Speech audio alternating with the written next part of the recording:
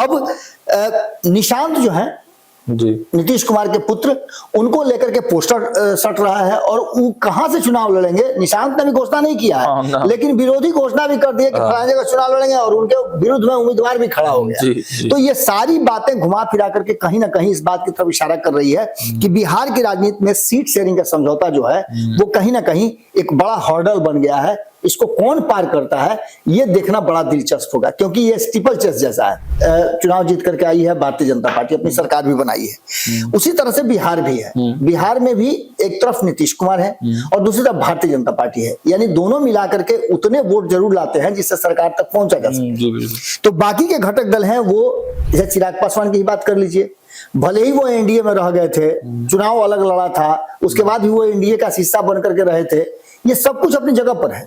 लेकिन इन सब के बावजूद आपने देखा घाटा कितना उनको हुआ था। बिल्कुल, बिल्कुल। अच्छा प्रदर्शन करने के बाद भी, और यही कारण है कि कांग्रेस पर के जो कर्ता धर्ता है, सुप्रीमो है, उन पर दबाव बन रहा है कि बिहार में कोई बड़ा फैसला ले। जी।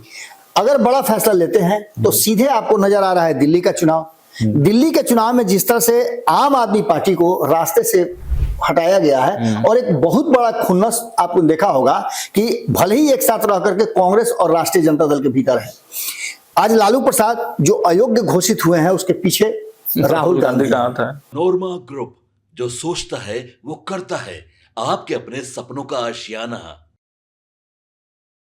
नमस्कार, भारत लाइव देख रहे हैं आप और ये चर्चा गरम है। देखिए, सुबह सुबह आप तमाम दर्शकों का बहुत बहुत स्वागत है चर्चा गरम में। फिर आज हम एक नए टॉपिक के साथ आपके सामने हैं और देखिए, बिहार की सियासत की बात लगातार हम आपको बता रहे हैं, क्या कुछ हो रहा है और क्या कुछ होने वाला है। लेकिन एक जो चर्चा है, जो हमने पहले भी किया था, दिल्ली विधानसभा चुनाव के पहले भी किया था और लगातार हम फॉर्मूले बता रहे हैं, और बिहार की राजनीति में अगर किसी बात की चर्चा खूब है तो वो इसी बात की है कि आखिर सीट शेयरिंग का फॉर्मूला क्या होगा, और फॉर्मूले से भी पहले कि सीट शेयरिंग के लिए फाइनली जो गठबंधन के घटक दल है वो कब बैठेंगे। दोनों ही गठबंधनों में सीट शेयरिंग का मामला फंसा हुआ है। एनडीए गठबंधन में आप देखिए कि 5 दलों का समीकरण है और 5 दल अपने स्तर से ग्राउंड जीरो पर काम तो जरूर कर रहे हैं, लेकिन सीट शेयरिंग यहां भी फंसा हुआ है। चिराग पासवान, उपेंद्र कुशवाहा, जीतन राम मांझी, सबकी अपनी अपनी डिमांड है।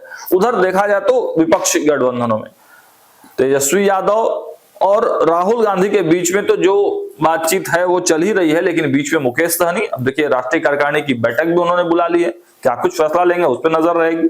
तो आज हम सीट शेयरिंग वाला जो फॉर्मूला है वो कहां तक पहुंचा है और क्या कुछ इसमें अपडेट है, अपडेट्स निकल के जो आए हैं पॉलिटिकल गलियारों से, वो आज हम चर्चा करेंगे। सीधे बाबा के पास चलते हैं।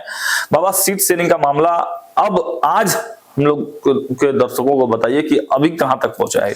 देखिए सागर, हम बार बार इस बात को लेकर के चर्चा कर रहे हैं कि सीट शेयरिंग का फॉर्मूला, सीट शेयरिंग का फॉर्मूला, सीट शेयरिंग का फॉर्मूला। इस फॉर्मूले में जब आप देखते हैं कि एनडीए के भीतर एकदम चिर शांति हो, पिन ड्रॉप साइलेंस जिसको कहते हैं, तो इसका मतलब है कि कुछ ना कुछ मंथन चल रहा है जी। और ये मंथन किस पर गाज गिरेगा, किसकी कुर्बानी होगी, यहां आकर के टिकी हुई है। अब सिंपल सी बात समझ लिया कि आपके पास 243 सीट है और 243 सीटों में ही आपको डिस्ट्रीब्यूशन करना है। इससे आप ना ऊपर जा सकते हैं ना नीचे जा सकते हैं। मैंने कई बार बताया है कि नीतीश कुमार जब सीट शेयरिंग का समझौता होगा तो उसमें ये कोशिश रखेंगे कि वो बड़े भाई की भूमिका में रहें।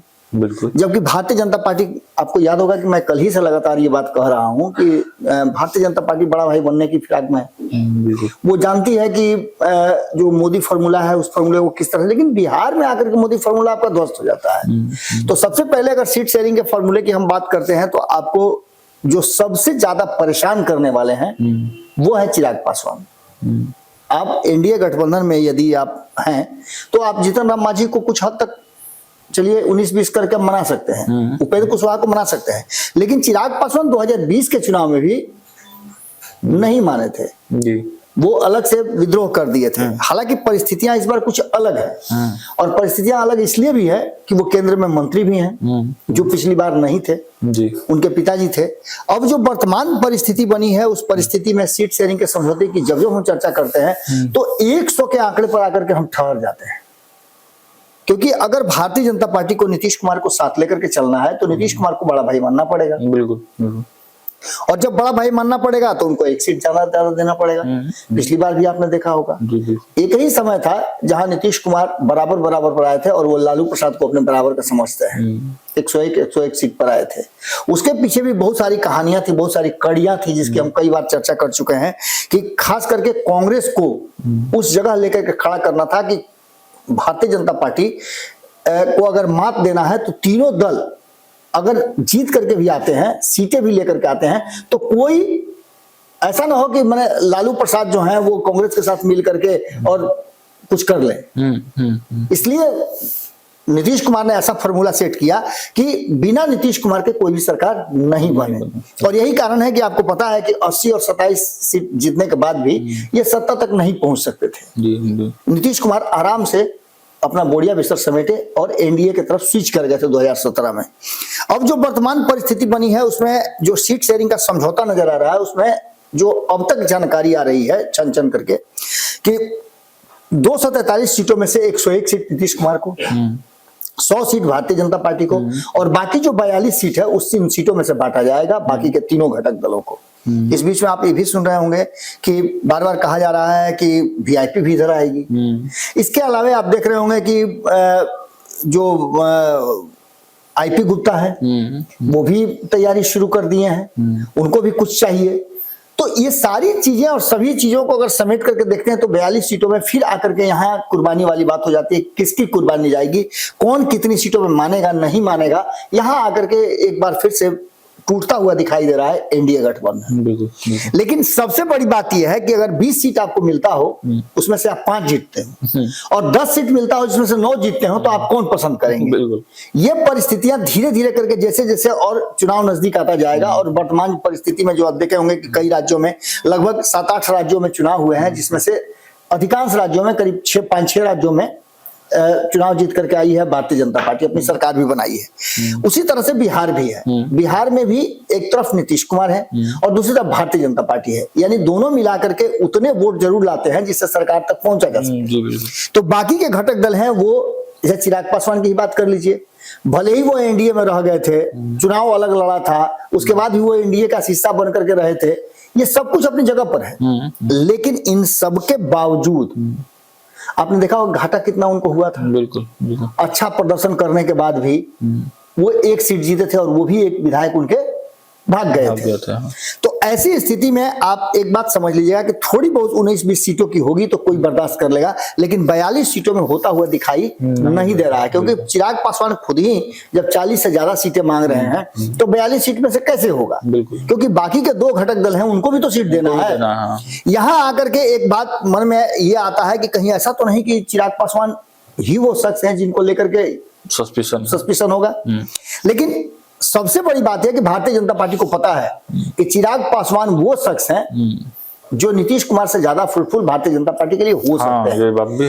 तो ये बात सोच करके अगर नीतीश कुमार को माइनस करना पड़े तो भारतीय जनता पार्टी के पास ज्यादा सीट पर लड़ने का एक मौका भी, मुख्यमंत्री फेस देने का मौका मिलेगा। और दूसरी तरफ चिराग पासवान के रहने से जो वोटों का जो बंटवारा होना था वो नहीं हो पाएगा। चिराग पासवान वाला वोट तो इधर ट्रांसफर होगा ही, और इसके साथ साथ जब नीतीश कुमार नहीं रहेंगे तो 100 सीटों का फायदा जो होगा 19 सीटों में से बाकी के लोगों को डिस्ट्रीब्यूट होगा। तो हो सकता है कि जो सीट डिमांड कर रहे हैं उपेंद्र कुशवाहा उनको भी मिल जाए, जो सीट डिमांड कर रहे हैं जीतन राम मांझी उनको भी मिल जाए। तो आगे की रणनीति क्या होगी, ये तो एक पक्ष की बात हम कर रहे हैं, इसमें भी अभी बहुत लूप हॉल्स है जिसकी हम चर्चा आगे करेंगे। लेकिन दूसरा पक्ष जो टक्कर देने की तैयारी में है उसमें से 2 धड़े हैं, एक प्रशांत किशोर जिनकी चर्चा हम सबसे बाद में करेंगे। अच्छा। लेकिन उससे पहले हम चर्चा अगर कर लेते हैं महागठबंधन की, तो महागठबंधन में भी कमोबेश इसी तरह की स्थिति पैदा हो गई है। अब तक जो परिस्थितियां बनी है उसमें आपने देखा होगा कि 2020 के आंकलन को आप देख लें तो 2020 में 70 सीटों पर चुनाव लड़ी थी कांग्रेस। कांग्रेस का कहना है कि हम 70 सीट पे चुनाव लड़े तो हम 70 पे ही लड़ेंगे, उससे कम होने की गुंजाइश नहीं है, आप सीटें बढ़ा दीजिए। तब परिस्थितियां ये थी कि 150 सीट पर आरजेडी लड़ी थी, 70 सीट पे कांग्रेस लड़ी थी और लगभग 23-24 सीटों पे जो लेफ्ट हैं वो लड़े थे। लेफ्ट का प्रदर्शन बेहतर हुआ था। अच्छा। इतनी ही सीटों में से वो जीत करके 16 सीट आए थे और 70 सीटों में से 19 सीट जीत करके आए थे। लेकिन इसको अगर आप आकलन बनाते हैं और इसको पैरामीटर बनाते हैं तो आपको सीधे पहुंच के आना पड़ेगा 2024 के लोकसभा चुनाव में। जी। लोकसभा चुनाव में एक 23 सीट पर लड़ता है और दूसरा 9 सीट पर लड़ता है।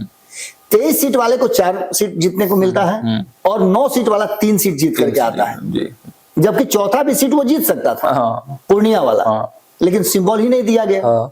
तो कहने का तात्पर्य है कि कहीं ना कहीं कांग्रेस ने अपना जनाधार बढ़ाया है और यही कारण है कि कांग्रेस पर के जो कर्ता धर्ता है, सुप्रीमो है, उन पर दबाव बन रहा है कि बिहार में कोई बड़ा फैसला ले। जी। अगर बड़ा फैसला लेते हैं तो सीधे आपको नजर आ रहा है दिल्ली का चुनाव। दिल्ली के चुनाव में जिस तरह से आम आदमी पार्टी को रास्ते से हटाया गया है और एक बहुत बड़ा खुन्नस आपको देखा होगा कि भले ही एक साथ रह करके कांग्रेस और राष्ट्रीय जनता दल के भीतर है। आज लालू प्रसाद जो अयोग्य घोषित हुए हैं उसके पीछे राहुल गांधी था।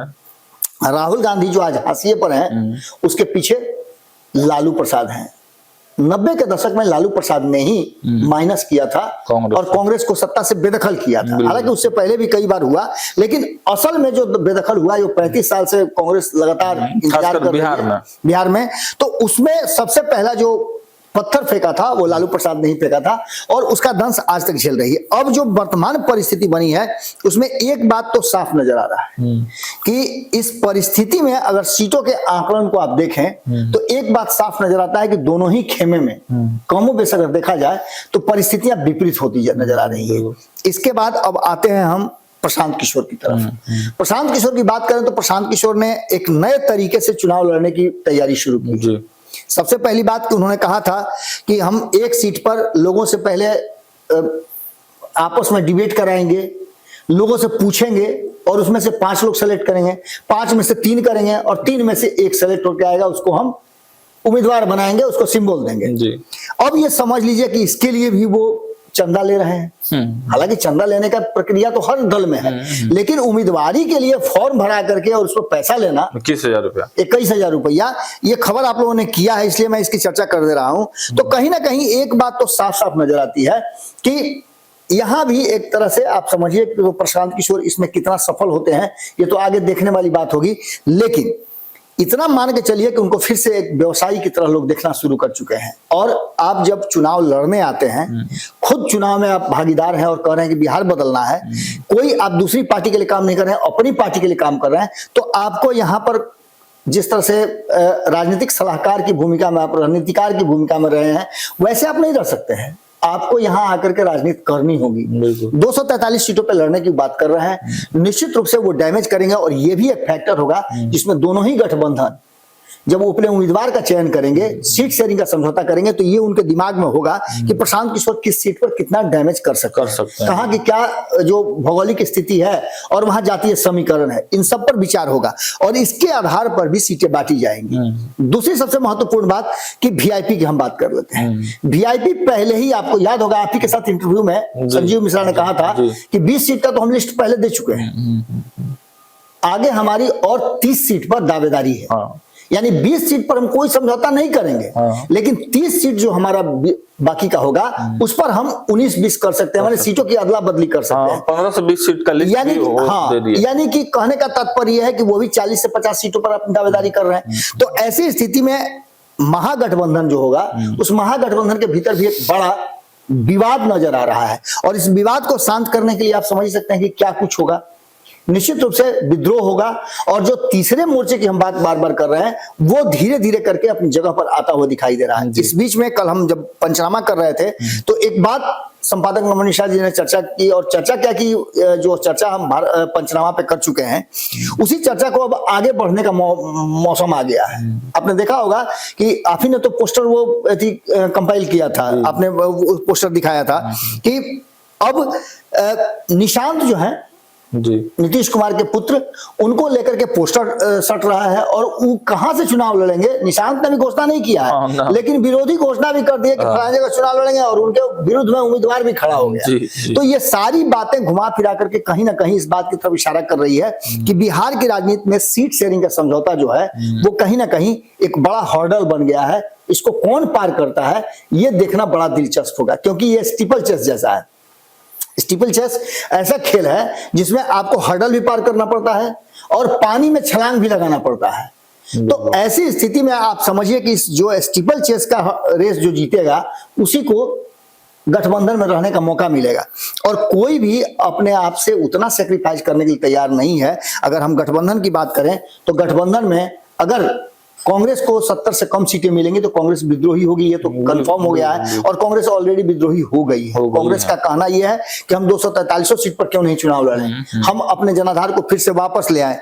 ये सभी चीजें कहीं ना कहीं हो रही हैं और इस पर काम भी चल रहा है। तो दूसरी तरफ आपको बता दें कि एनडीए गठबंधन की बात करें तो यहां भी सीट शेयरिंग के समझौते में 5 दल हैं, 5 पांडव हैं, और इसमें विद्रोह होता हुआ दिखाई दे रहा है। यानी कि घुमा फिरा करके अगर देखा जाए तो नीतीश की सीट शेयरिंग फॉर्मूले पर कहीं ना कहीं जो अड़ंगा लगा हुआ है, जो ब्रेक लगा हुआ है, उसने संजय झा को परेशान करके रख दिया है। संजय झा दिल्ली से पटना आते भी हैं तो आते हैं और स्पीड से यहां से भाग जाते हैं, कारण कि उनको उनके ऊपर एक बड़ी जिम्मेवारी है कि वो सीट शेयरिंग का समझौता कैसे करवा पाते हैं और नीतीश वाले फॉर्मूले पर कैसे भारतीय जनता पार्टी को मना पाते हैं। लेकिन उनके लिए पेंडुलम वाली स्थिति है, भारतीय जनता पार्टी जो कहेगी वो नीतीश को बताना है, और नीतीश जो कहेंगे, हाँ एक बात जरूर है कि भारतीय जनता पार्टी जो कहेगी वो डर के मारे नीतीश को नहीं बता पाएंगे, वो कहेंगे कि आप खुद ही बात कर लीजिए। लेकिन नीतीश कुमार वाला जो फॉर्मूला है वो बताना उनकी मजबूरी हो जाएगी। ऐसी स्थिति में कहीं ना कहीं फंसे हुए हैं दोजख में। और आप समझते हैं कि जब आप किसी भी पेड़ के फटे हुए में बांस जब फटा हुआ रहता है उसमें अगर आपका हाथ फंस गया तो हाथ कटना है, आप निकाल नहीं पहले ही दिल्ली वाला मैटर पे फंसे हुए। बिल्कुल। तो ऐसी स्थिति में आप समझ लीजिए उनके सामने ही जब अमित शाह ये कहते हो कि हम फैसला करेंगे मुख्यमंत्री के चुनाव के बाद, तो निश्चित रूप से वो पहले से ही मुश्किल में है। अब ऐसी स्थिति में एक तरफ जहां फंस गया है पूरा का पूरा मैटर, और जो स्थिति कभी आरसीपी सिंह की हुई थी उसी स्थिति में आकर के संजय झा फंसे हुए हैं। पार्टी के भीतर भी खेमेबाजी है, दूसरा खेमा जो है संजय झा पर दबाव बना रहा है। तो नीतीश कुमार चुप्पी साधे हुए हैं, ये भी एक बड़ी बात है। दूसरी तरफ तेजस्वी यादव को राहुल गांधी ने कहीं ना कहीं हड़काया है। तो निश्चित रूप से दोनों ही गठबंधन में सीट शेयरिंग जो है वो सबसे बड़ा समझौता हो गया है और सबसे बड़ा मुश्किल काम हो गया है। जो पिछली बार हमने देखा था या हर चुनाव में हम देखते हैं कि इस कोने से उस कोने फुदकने कूदने का जो सिलसिला चलता है वो सिलसिला 2025 के चुनाव में भी देखने को मिल सकता है। एक बात और अहम है कि 2025 का चुनाव ये अंतिम चुनाव होगा जो अकेले लड़ा जा रहा है। 1 नेशन 1 इलेक्शन इसके बाद से होगा, क्योंकि वो भी बिल पास हो चुका है और 2029 में यह संभावित है कि 1 नेशन 1 इलेक्शन का चुनाव होगा। इसके लिए भी सभी दल अपने लिए अभी से एक मजबूत गठबंधन और मजबूत साथी की तलाश में है, और इस तलाश में देखिए कौन कितना सफल होता है। तो कब तक ये फाइनल लग रहा है कि देखिए 24 तारीख को प्रधानमंत्री नरेंद्र मोदी आ रहे हैं। मैंने बताया भी था कि 24 तारीख को ये खास करके आप देख लीजिएगा कि जो खरमास चल रहा है ना बाबा, 24 को प्रधानमंत्री आ रहे हैं, 23 को एक बड़ा कार्यक्रम हो रहा है पटना में, जी रैली हो रहा है नागमणि का, जी 23 तारीख को नागमणि का रैली भी हो रहा है। ये देखिए सारी चीजें शक्ति प्रदर्शन की चल रही हैं, और नागमणि ने तो अब खुल के कह दिया कि जितने भी कुशवाहा नेता हैं, चाहे किसी दल में हो, किसी गठबंधन में, केवल कुशवाहा नहीं, सवर्ण समाज सवर्ण को भी उन्होंने इन्वाइट किया है कि आइए, सवर्ण समाज के साथ भी छल हुआ है, धोखा हुआ है, आप भी मेरे साथ आइए। तो कहीं ना कहीं एक नेक्सस बनाने की कोशिश की जा रही है, जैसे मुकेश सहनी मलाह और मिश्रा का बना आइए दो, अब उपेंद्र कुशवाहा पे डोरी डालने लगे हैं नागमणि, वो बोले कि आइए उपेंद्र कुशवाहा का नीतीश कुमार का सभी को वो कह रहे हैं कि हमारे साथ छल हुआ है, हमारी कुर्बानी ली गई है, अब आइए हम एक साथ मिल करके और अपना अधिकार की लड़ाई लड़ें। तो निश्चित रूप से आने वाला चुनाव जो है वो काफी कुछ रंग लिखाएगा। चलिए, तो देखा आपने आज के चर्चा गरम में सीधे सीधे हमने बताई कि क्या कुछ अपडेट्स निकल कर आए हैं, और बड़ी जो जानकारी हमने कल इंटरव्यू भी किया था नागमणि कुशवाहा का, वो साफ साफ उपेंद्र कुशवाहा को आमंत्रण दे रहे हैं, नीतीश कुमार को छोड़ने की बात कर रहे हैं। मोदी को भी वो बता रहे थे कि भाजपा भी अगर नीतीश कुमार के साथ जाएगी तो उसका भी बंटाधार हो जाएगा। तो देखिए ये सब चल रहा है। अब सीट शेयरिंग इस बीच में जो है बातचीत हो रही है, कई राउंड की बातचीत जो है दिल्ली में हुई है। अमित शाह गए हुए थे संजय झा के घर पे, आपने देखा, और जब बिहार में प्रधानमंत्री नरेंद्र मोदी आएंगे तो वहां भी कुछ बात चीज जो है फाइनल मोड में होगी। और दूसरी तरफ राहुल गांधी ने जब बिहार आए थे और उसके बाद राबड़ी आवास गए तो वहां भी सीट शेयरिंग को लेकर कुछ तो जरूर बातचीत हुआ होगा। फाइनल क्या कुछ होता है, जो अपडेट्स आएगा हम आपको दिखाएंगे। देखते रहिए बात लाइव। बहुत बहुत धन्यवाद। आपके सपनों को हमने सजाया है, ई होम्स पैनोरामा को हमने बनाया है। ई होम्स मेरा एक सपना था जिस पे मैं पिछले 4 साल से काम कर रहा था। हमने जो बनाया है वो सबने है माना। ई होम्स पैनोरामा में हो आपका भी आशियाना। और फाइनली हमने 2021 में इस प्रोजेक्ट को लॉन्च किया। बहुत लोग अप्रिशिएट कर रहे हैं कि पूर्णिया जैसे शहर में, बिहार के, एक तो बिहार की बात करें उसमें भी पूर्णिया जैसे छोटे जगह में इस तरह का लाइफस्टाइल देना, ये सुन के हम लोगों को बहुत अच्छा लगता है। ई होम्स में हमने कुछ और भी किया है, जैसे हम जिस जगह में रह रहे हैं हमारे फैमिली सिक्योर हो, उनको सिक्योरिटी का ध्यान में रखा है। आपकी सुविधा और सुरक्षा आपके लिए खास है, ये आपका विश्वास है। इसमें आर्टिफिशियल इंटेलिजेंस का 7 लेयर सिक्योरिटी का हमने इस्तेमाल किया है। लश ग्रीन कैंपस को बनाया है। यदि हमारा बाउंड्री वाल है तो वो वर्टिकल गार्डन है। ये जितनी भी फैसिलिटी होता है एक इंटरनेशनल टाउनशिप में, ई होम्स है, ये हम लोग विश्वास नहीं कर पा रहे हैं। जो भी हमारे मित्र दोस्त या जो भी हमारे बाहर के बाहर आते हैं तो हम लोगों को बहुत अच्छा सुनने को मिलता है और बहुत अच्छा क्रेडिट मिल रहा है। वो सारा हमने सिर्फ एक बिल्डिंग नहीं बनाया, हमने एक बहुत अच्छा लाइफस्टाइल दिया ई होम्स में, और मेरा एक सपना था जिसको मैं आज फुलफिल होते हुए देख पा रहा हूँ। ये आपका आवास है। ई होम्स पैनोरामा में अब आपका निवास है। E homes Panorama, luxurious lifestyle redefined. Panorama group, जो सोचता है वो करता है। अगर ये वीडियो पसंद आई और वह बिहार के राजनीति और बिहारियत से सरोकार रखेनी तो सब्सक्राइब बटन दबा के चैनल के सब्सक्राइब कर ली।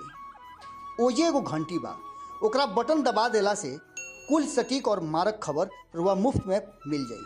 अगर रुआ पत्रकारिता के हमनी के नया प्रयोग में सहयोग कर चाहतानी तो ज्वाइन बटन दबा दी। पेटीएम नंबर नोट कर ली 9386816700।